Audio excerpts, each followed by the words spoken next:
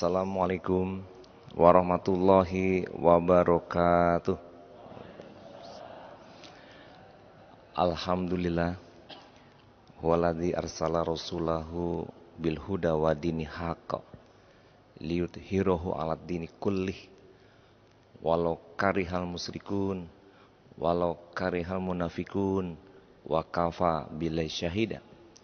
Asyhadu an la ilaha illallah wahdahu la syarikalah wa asyhadu anna Muhammadan abduhu wa rasuluh la nabiyya ba'da.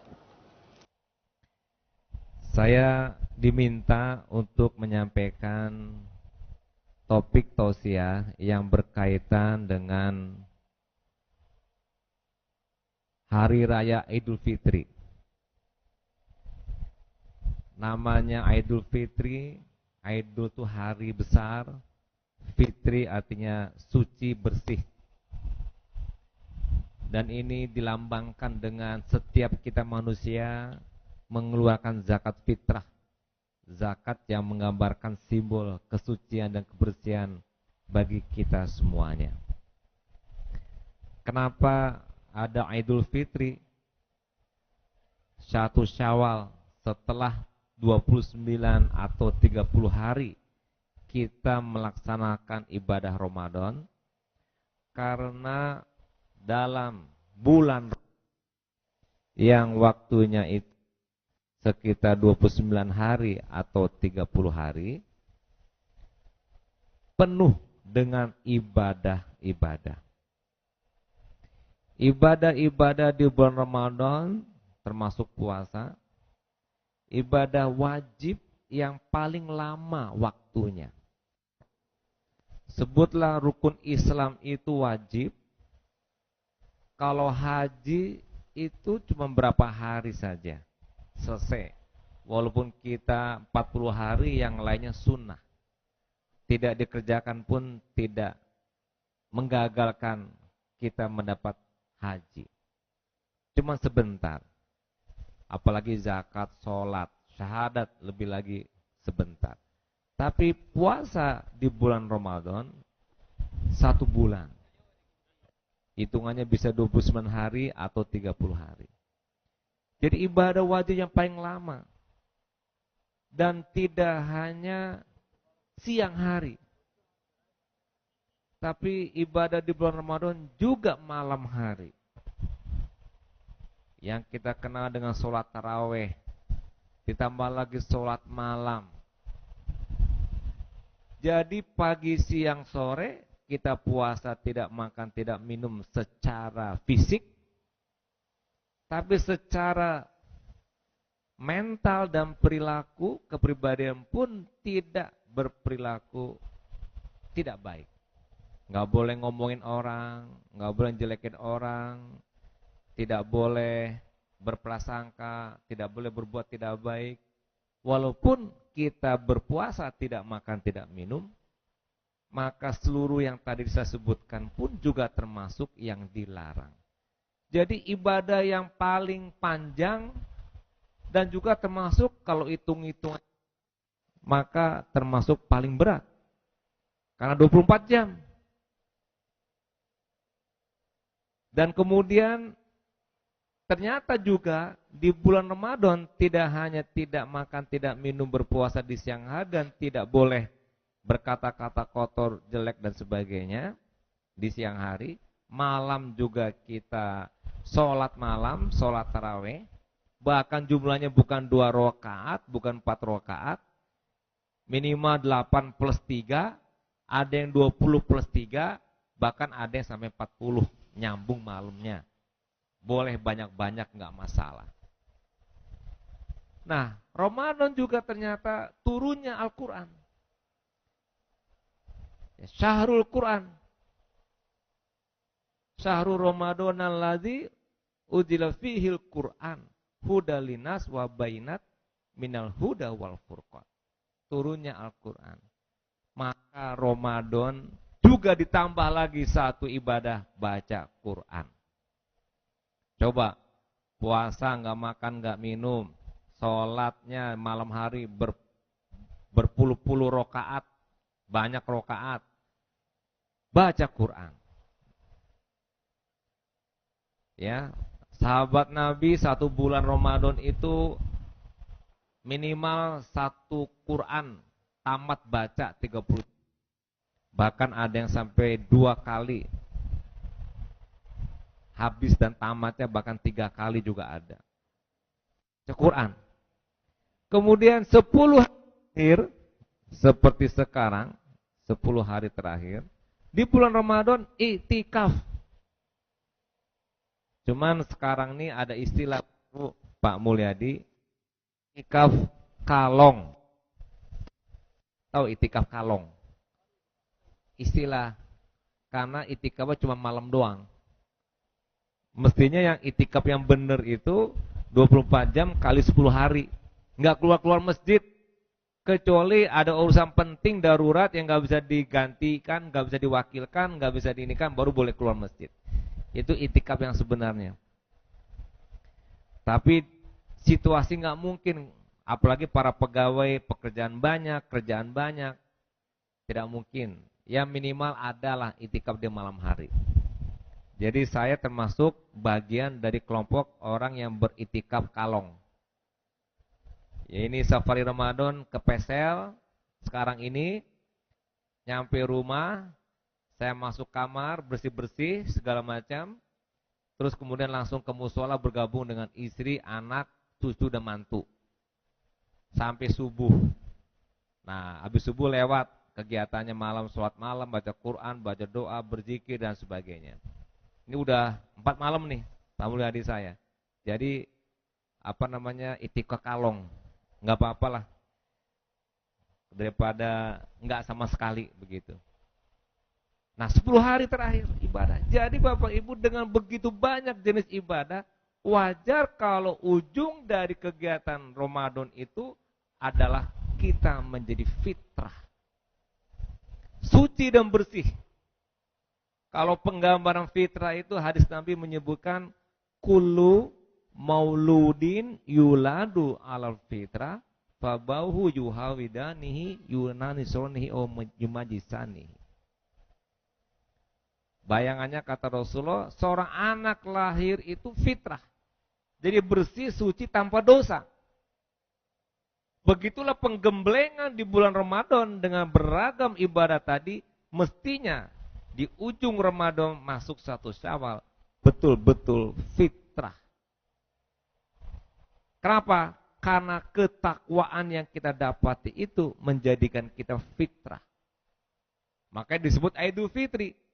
Kita memberi zakat fitrah. Suci, bersih karena sudah digembleng. Dihapuskan dosa-dosa kita. Wa may yattaqillaha yukaffir anhu sayiatihi wa yu'dzim lahu ajran. Kita bertakwa, didapati dari ibadah-ibadah bulan Ramadan. Allah akan hapuskan dosa-dosanya. Allah akan maafkan kesalahan-kesalahannya. Allah berikan ganjaran berlipat ganda atas pekerjaan baik, ibadah dan sebagainya. Nah, suci bersih. Apalagi di bulan Ramadan, malaikat itu memberikan keberkahan. Setan-setan dibelenggu, pintu surga dibuka, pintu neraka ditutup. Memberikan peluang besar berlipat-lipat ganda kepada kita beribadah di bulan Ramadan.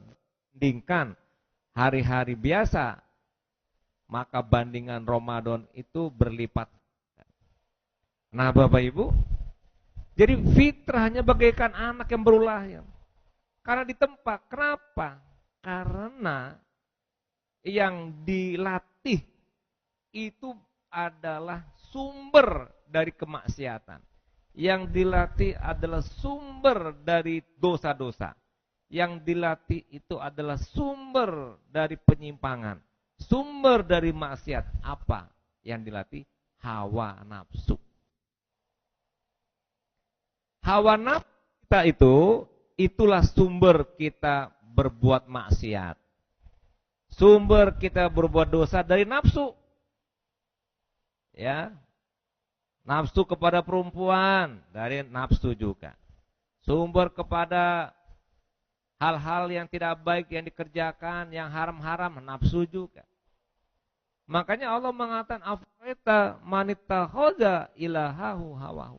Apa engkau tidak perhatikan orang-orang memperturutkan hawa nafsu, mempertuhankan hawa nafsu? Hawa nafsu bagus buat manusia. Dengan hawa nafsu kita punya semangat untuk belajar. Dengan nafsu kita semangat berprestasi. Dengan nafsu kita semangat berkinerja. Dengan nafsu kita semangat berkeluarga. Dengan nafsu kita semangat punya anak. Dengan nafsu kita punya semangat mencapai sesuatu yang kita inginkan. Itu nafsu. Bagus. Tapi kalau diperturutkan tanpa terkendali, apalagi nafsunya larinya ke otak, otak yang lari ke perut, nah kebalik-balik. Jadi bukan nafsul mutma, ya, bukan nafsul mutmainnah, tapi nafsul amarah. Mestinya minimal nafsul lawamah. Ini nafsul amarah. Karena nafsu. Nah, Bapak Ibu, coba bayangin ya, 30 hari. Dikendalikan nafsu kita, enggak makan, enggak minum. Yang biasanya kita makan dan minum. Sumber maksiat, sumber dosa dari nafsu yang tidak terkendali itu terkendali dengan puasa. Maka seyoganya dia menjadi orang yang sukses dan berhasil melawan nafsu dan dikendalikan nafsunya. Zuyina linnasi hubus syahawati minan nisa, dan seterusnya. Diberikan kecenderungan kepada nafsu kita terhadap wanita. Bagus, tapi kepada istri, kepada cewek, kepada perempuan lain nggak boleh. Nafsunya disalurkan ke sana, dosa. Nah, itu contoh nafsu. Kepada harta, kepada aset-aset, kepada binatang peliharaan, kepada perniagaan, perdagangan, kepada perak, emas dan sebagainya. Itu dalam surat 3 ayat 14 tadi. Itu nafsu, membuat kita jauh dari fitrah dan akhirnya kita dikendalikan oleh nafsu. Dan kalau itu yang terjadi, maka ibarat air laut kita minum, terasanya kita minum air, tapi semakin haus. Percaya Bapak Ibu? Kalau nggak percaya, silakan coba tuh minum air laut tuh banyak itu. Tambah asin, tambah haus, apa lepas haus kita. Begitulah kita memperturutkan hawa nafsu. Terasa kita puas tapi enggak puas. Terasa lagi senang tapi tidak senang. Terasa kita nyaman enggak nyaman. Terasa bahagia enggak bahagia. Mana ada nafsu membuat kita bahagia? Nafsu itu berubah setiap saat, berubah setiap waktu, dan tidak terkendali sana situ dan seterusnya, yang kemudian membuat kita tidak tenang dan dikendalikan oleh iman. Dan iman itu ibadah yang kita dapati dengan ketakwaan. Oleh karena itu Bapak Ibu, nafsunya itu yang perlu dikendalikan oleh berpuasa di bulan Ramadan. Sehingga 1 bulan ditempa, 1 bulan dilatih, 1 bulan dibina oleh Allah melalui wajibnya kita berpuasa di bulan Ramadan dan segala ibadahnya. Mestinya kita menjadi orang yang bertakwa dan suci bersih. Cuman ibarat anak belajar nggak lulus. Orang tua protes ke sekolah, kok anak saya nggak lulus Bu Guru? Kata Bu Guru, nggak belajar kali. Belajar kok di rumah, megang buku kemana kemari, anak saya belajar katanya. Tapi setelah dicek nggak lulus, memang karena belajarnya nggak serius. Sambil nonton megang buku, sambil dengar musik megang buku, sambil tiduran megang buku. Akhirnya baru baca 5 menit, tidur 5 jam. Bukunya jadi bantal, berubah judul dari buku matematik jadi buku geografi. Karena banyak air liurnya mengalir. Katanya belajar, nggak dapat, nggak lulus. Sama juga katanya puasa. Puasa kok saya nggak makan nggak minum? Iya, Diliatin, matanya jelalatan ngeliat cewek. Ada cewek cakep di kantornya Pak Mulyadi. Ada Pak Mulyadi? Nggak ada. Kok nggak ada cewek? Ini kan cakep-cakep semua nih. Orang suci semua, ahli surga semua. Alhamdulillah. Atau makanya kebanyakan mubazir. Innal mubazirina kanu ikhwanas syayatin wa kana syaitonu li rabbihi kafura. Teman setan, mubazir. Coba ibu-ibu ini ajak sebelum babuko, pai ke babukuan, sadoy nampak di Bali yang sadu itu. Nampak kolak Bali, nampak gorengan Bali, nampak minuman Bali, saado di Bali. Tiba di rumah, babuko, cie saja olah kanyang, yang lain dicali saja ala pari ala handa mungkin itu. Mubazir teman setan. Ini mengganggu juga. Tidak bisa mengendalikan nafsu. Buktinya gagal, nafsunya tersalurkan juga dengan keinginan kemauannya, dengan membeli. Mesti kan dikendalikan. Oh saya puasa, cukuplah satu saja. Oke lah tambah kalau ada tambah dua, sudah selesai. Harusnya, sehingga mengendalikan marah bisa didapati, mampu mengendalikan marah karena dia berhasil mengendalikan nafsu. Jadi Bapak Ibu, apa bayangannya ya? Kalau berhasil di bulan Ramadan dengan ibadah yang benar, sungguh-sungguh ibadahnya, jadilah orang yang bertakwa, suci, bersih, orangnya nggak pernah marah-marah, orangnya nggak pernah dendam, orangnya santun, kata-katanya baik, ramah, jujur, nggak bohong, tepat janji, amanah kalau bekerja, profesional, sungguh-sungguh, disiplin, serius, bertanggung jawab. Itu orang fitrah. Fitrah. Suci bersih hatinya. Itulah yang dibasmi, dihabiskan, dilatih, ditempa, dibakar 1 bulan oleh puasa di bulan Ramadan. Maka suci dan bersih. Seperti anak baru lahir. Dan kita memang, manusia itu dasarnya fitrah. Dengan kefitrahan manusia ini, hidupnya bahagia. Hidup senang. Dalam keluarga, dalam pekerjaan, dalam bergaul. Fa'akim wajhaka lidini hanifa. Fitratullahi lati fatarun nasa 'alaiha. La tabdila li khalqillah. Zalikat dinul qayyim. Walakin aktsarun nasi la ya'lamun. Dan seterusnya. Munibina ilaihi wa ta'ala dan seterusnya. Nah, jadi fa'akim. Hadapkan wajah engkau, diri kita, fisik kita kepada Islam yang juga fitrah. Jadi fitrah. Jadi begini Bapak Ibu, ditempa hati kita, kalb kita dibersihkan dengan pengendalian nafsu, tidak tertutupi, tidak tercoveri dengan bintik-bintik maksiat, dosa-dosa, dihapus semua dengan puasa, dengan pengendalian nafsu, sehingga fitrahnya memberikan suatu penilaian kepada kehidupan kita yang benar-benar yang salah-salah. Walaupun setiap manusia tetap punya fitrah. Alastu birabbikum qalu bala syahidna. Apakah aku Rob Tuhan pencipta pemelihara penguasamu? Ya, betul. Itulah fitrah manusia. Bapak ibunya dari agama manapun tetap fitrah. Kenapa? Karena fitrah itulah yang menjadikan satu nilai yang ada pada manusia untuk menuntun kepada kebaikan. Cuman sayangnya fitrahnya tertutup dengan nafsu yang diperturutkan sehingga tidak bisa menilai benar dan salah lagi. Contoh, fitrah manusia tidak mau dia menjadi pencuri. Fitrah manusia tidak mau dia dipukul. Fitrah manusia tidak mau dia dibohongi orang. Itu fitrah. Contoh misalnya ada orang yang profesinya pencopet. Ini pencopet nih, Pak Mulyadi. Ya, pencopet. Tahu kan pencopet? Mencopet dompet. Kalau dicopet dompetnya pencopet, kira-kira apa respon pertama? Apa respon pencopet? Alhamdulillah nggak ada yang menjawab satupun. Karena saya tanya kepada pencopet.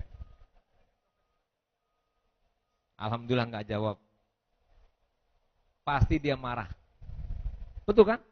Ada nggak pencopet dompetnya hilang? Alhamdulillah dompet saya hilang. Nggak mungkin. Pasti dia ngamuk marah dia. Betul kan?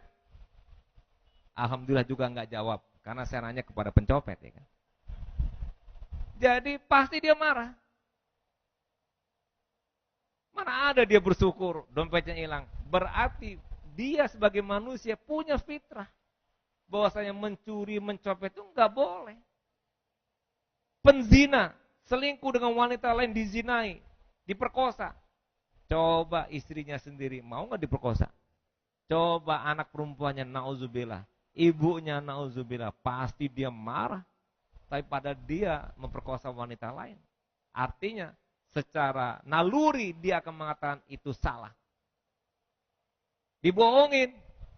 Gak mau kita dibohongin. Tapi kenapa kita suka bohongin orang? Kalau kita gak mau, kenapa kita mau bohongin orang? Berarti kan enak lama di awan, dan lama di urang. Oke. Itu contoh bahwa fitrah ada. Nah, tapi tertutupi oleh nafsu tadi. Dan diasah dibuka oleh puasa. Sehingga kita kembali kepada fitrah dan kita mendapatkan kebaikan fitrah dalam kehidupan kita. Ketika fitrah kita berbicara di rumah dengan istri, ucapan kata-kata kita santun, lintalahum, marhamah, hikmah, hasanah, ya, bahasa-bahasa yang dilontarkan dengan kebaikan-kebaikan dengan istri dan suami.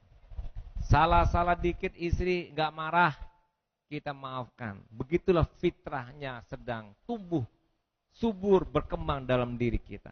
Anaknya nangis, rewel, tidak perlu ngamuk pula orang tua.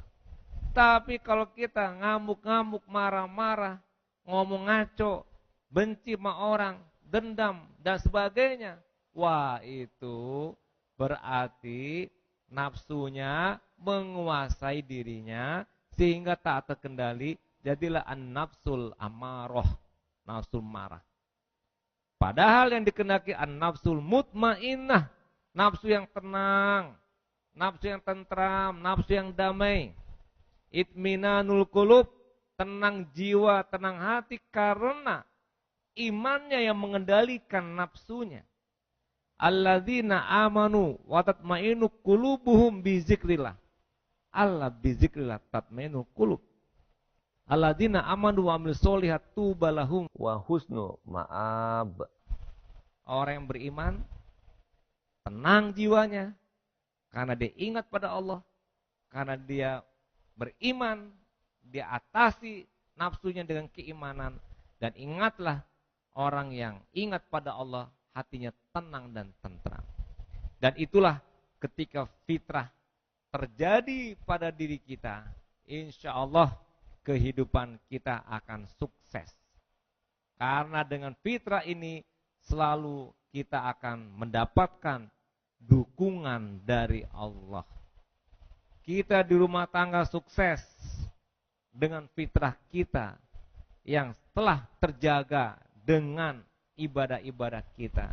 Maka hubungan dengan suami, istri, anak-anak menjadi harmonis.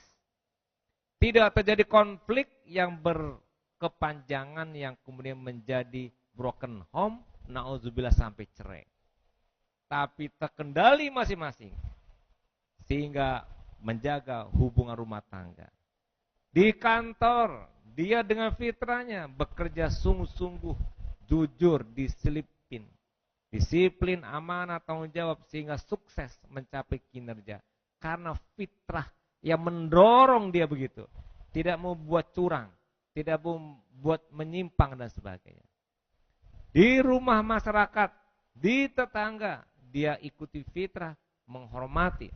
Wa man kana yu'minu billahi wal yaumil akhir wal yukrim jaro, wal yukrim doifa, menghormati tetangga, menghormati tamu. Fitrahnya mengatakan begitu. Fitrahnya membawa diri seperti itu. Bayangkan Bapak Ibu, kalau begitu suksesnya kita menjadi orang bertakwa dengan kefitrahannya, maka dia sukses di rumah, sukses di kantor, sukses di tempat pergaulan, sukses di masyarakat, sukses di kampung, sukses di keluarga besar, dan semua yang dikerjakan sukses karena semua berdasarkan fitrah yang ada pada diri dia, yang tidak terkotori, yang tidak tercampuri dengan nafsu. Nafsu ada pada kita, bagus, dan perlu kita arahkan untuk yang positif, tapi tidak boleh diperturutkan ataupun kita menghambanya, ya, menghambanya. Afaro'aita manittakhadha ilahahu hawahu. Menghambakan kepada nafsu. Nah, ini nggak boleh. Oleh karena itu hadirnya bulan puasa untuk kita bisa mengendalikan. Maka dari itu Bapak Ibu, ketika ada sahabat Nabi yang masih muda, belum mau menikah, belum bisa juga karena belum jodoh begitu. Apa kata Rasulullah? Disuruh dia berpuasa. Kenapa Rasulullah menyuruh sahabat pemuda berpuasa? Dia belum menikah. Karena dengan berpuasa itu mengendalikan nafsunya. Menurunkan gelora semangat yang menggebu-gebu kepada wanita. Sehingga terkendali. Dan kemudian dia bisa lakukan kegiatan apapun dengan positif dalam kehidupannya. Karena nafsunya dikendalikan dengan berpuasa. Nah, jadi Bapak Ibu, kalau di sini ada bujang-bujang yang belum nikah, tapi semangatnya sudah menggebu-gebu, tapi belum kesampaian, caranya berpuasa. Kata Rasul begitu sebagai satu upaya pengendalian diri. Yang juga suka marah-marah, tak menantu, saya berang-berang saja, silakan juga berpuasa untuk mengendalikan nafsu. Coba sekarang kalau kita betul-betul berpuasa, rasanya susah untuk marah. Gimana Pak Mulyadi? Selama bulan Ramadan ini Pak Mulyadi pernah marah nggak nih? Nanyanya tuh, kayaknya Pak Mulyadi pegawai-pegawainya nih lain nih ketawanya nih. Ketawanya lain nih. Tapi ya kalau orang berpuasa mau marah-marah ya capek. Udah puasa, nggak makan, nggak minum, badan letih, tambah lagi marah-marah, tambah capek, tambah letih. Dari segi fisik pun nggak mungkin kita marah. Orang marah itu habis energi. Betul Bapak Ibu? Betul. Kok ada yang nggak jawab? Yang nggak jawab tuh malaikat semuanya. Kalau manusia pasti ada marah. Makanya Rasulullah ketika tanya, ya Rasulullah ausini la takdab. Jangan cepat marah. Bukan nggak boleh marah, boleh marah yang berpendidikan dalam konteks mengajarkan boleh, tapi tidak dengan emosi yang sifatnya subjektif, yang kemudian sembarang marah yang itu akibatnya tidak bermanfaat, tidak efektif, tidak mengena, dan juga tidak ada positifnya buat kita. Nah, jadi Bapak Ibu, kata Rasulullah begitu. Nah, fitrah juga akan membawa diri kita kepada Islam yang lebih sempurna. Diri kita yang akan membawa. Dengan fitrah kita, kita tidak ingin berkata bohong. Dengan fitrah kita nggak mau marah-marah.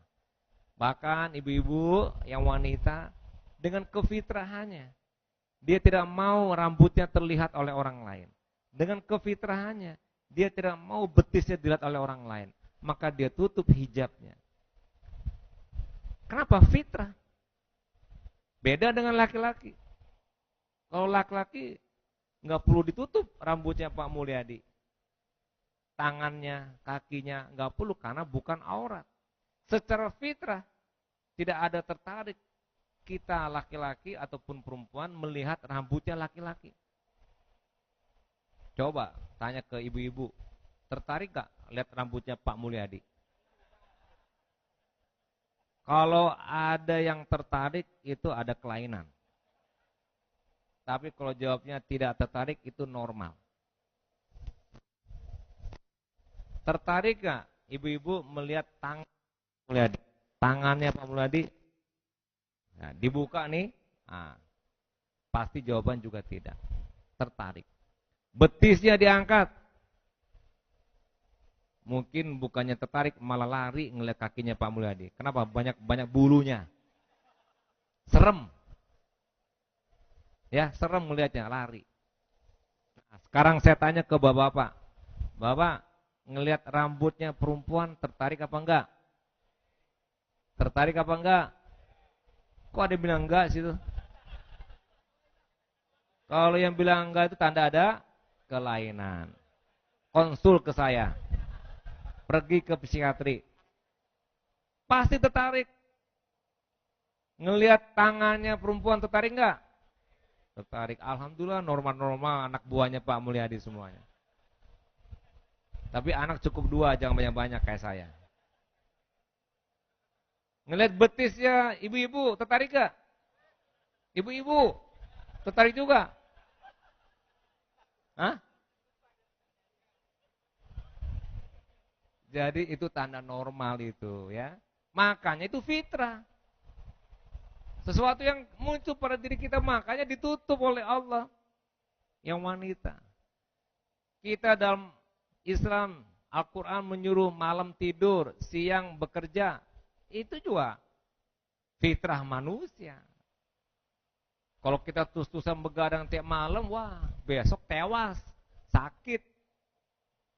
Melanggar fitrah. Pasti akan sakit. Melanggar fitrah, pasti akan sesat. Melanggar fitrah, pasti akan gagal. Nah, Bapak Ibu yang saya hormati, maka kita rayakan Idul Fitri dengan suatu kesucian diri dan kebersihan jiwa. Dan jangan sampai kita nodai dengan kegiatan-kegiatan yang melanggar fitrah itu sendiri. Walaupun saya masih menyaksikan, meragukan apakah kita betul-betul mendapatkan fitrah dan takwa seperti yang disebutkan tadi. Karena kalau kita betul-betul bertakwa, Allah berikan kefitrahan dalam diri kita. Karena telah berhasil mengendalikan nafsu. Dan kita akan sukses dimanapun karena berdasarkan fitrah. Fitrah itu nilai-nilai Islam yang ada pada diri kita semenjak kita dilahirkan. Yang kemudian bisa memberikan arahan kepada kita benar dan salah. Dan tertutup fitrah itu dengan nafsu. Oleh karena itu berpuasa kita untuk mengendalikan nafsu agar tidak nafsu itu menutup fitrah kita. Oleh karena itu Bapak Ibu, selamat Hari Raya Idul Fitri. Semoga kita kembali kepada fitrah. Dan semoga amalan kita di bulan Ramadan diterima oleh Allah. Dan semoga dosa-dosa dan kesalahan kita diampuni dan dimaafkan oleh Allah. Dan tentunya kita pun mendapatkan kebaikan dari fitrah yang Allah berikan kepada kita di hari Idul Fitri. Mohon maaf lahir batin. Semoga Allah memberikan kebaikan kepada kita. Amin. Mohon maaf kalau yang salah. Sekian, terima kasih. Assalamualaikum warahmatullahi wabarakatuh.